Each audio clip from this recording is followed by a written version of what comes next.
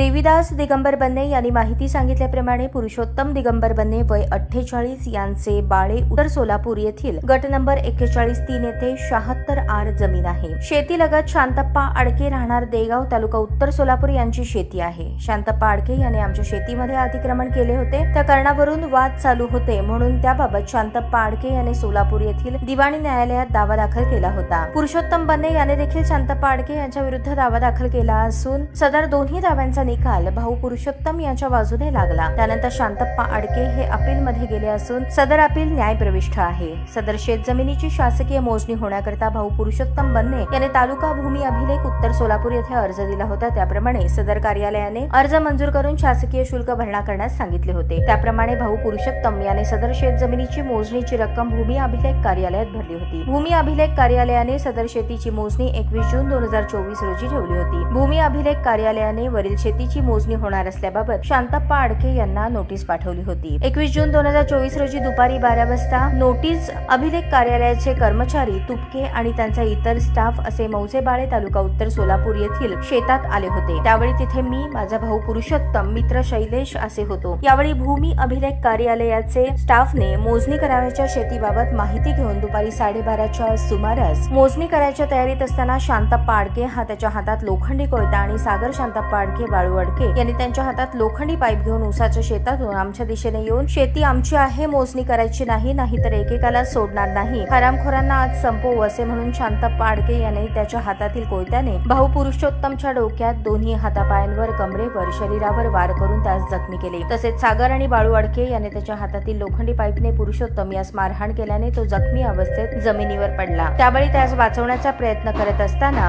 शांतप्पा आडके याने उसामध्ये लपून बसलेल्या त्याच्या इतर साथीदारांना हाक मारून बोलावून घेतले। यावेळी शेतातून सुमारे 7 ते 8 अनोळखी इसम हातात लोखंडी पाईप घेऊन पळत आमच्या दिशेने आले। त्यांनी मला आणि भाऊ पुरुषोत्तम यास लोखंडी पाईपने मारहाण करून जखमी केले। त्यावेळी भावाला मारू नका असे म्हणत असताना बाळू आडके याने आज यांना सोडू नका, आपण कोण आहेत ते दाखवू असे म्हणून आम्हाला मारहाण केली। त्यावेळी शैलेश सुरवसे याने सोडवण्याचा प्रयत्न केला, परंतु त्यास बाळू आडके याने तू मध्ये आला तर तुला पण खलास करीन म्हणून दम दिला। सदरचा प्रकार बघून शासकीय मोजणी करता आलेला स्टाफ पळून गेला। भाऊ पुरुषोत्तम यास जास्त मारहाण होत असल्याने मी त्याच्या अंगावर पडलो होतो। त्यावेळी शांतप्पा आडके याने अनोळखी 2 इसमांनी धरून बाजूला घेऊन गेले आणि धरून ठेवले। ते परत पुरुषोत्तम यास मारहाण करू लागले। मी पोलीस असे मोठ्यांदा ओरडू लागलो। त्यावेळी पोलीस आले असे वाटल्याने ते सर्वजण पळून गेले। भाऊ पुरुषोत्तम आणि मला उपचाराकरता सिद्धेश्वर हॉस्पिटल जुनापुडा नाका येथे आणण्यात आले। औषधोपचार झाल्यानंतर डिस्चार्ज मिळाला। पुरुषोत्तम हा गंभीर जखमी असल्याने त्यास सिद्धेश्वर हॉस्पिटल येथे प्राथमिक उपचार घेऊन प्रकृती गंभीर असल्याने वळसंकर हॉस्पिटल येथे ऍडमिट केले असून त्याच्यावर उपचार सुरू आहेत अशी माहिती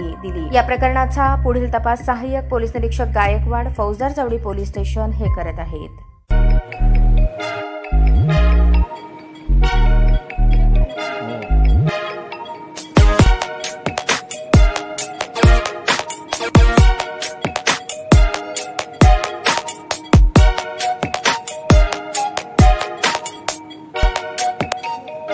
सोलापूर शहरातील सुप्रसिद्ध हॉस्पिटल म्हणजे सेंट्रल मल्टी स्पेशालिटी हॉस्पिटल मागील अनेक वर्षापासून सेवा बजावत आहे। 24 तास इमर्जन्सी सर्व्हिस, मॉडर्न टेक्नॉलॉजी, अनुभवी डॉक्टर्स तसेच अत्याधुनिक तंत्रज्ञान सुविधांनी सुसज्ज स्त्रीरोग प्रसूती विभाग, ऑर्थोपेडिक विभाग, मेडिकल विभाग आणि इतर एकमेव नाव म्हणजे सेंट्रल मल्टी स्पेशालिटी हॉस्पिटल। पत्ता गणेशपेठ शॉपिंग सेंटर, मंगळवार बाजार, सोलापूर। ताज्या बातम्या पाहण्यासाठी प्राईम महाराष्ट्र न्यूज चॅनलला सबस्क्राईब करा।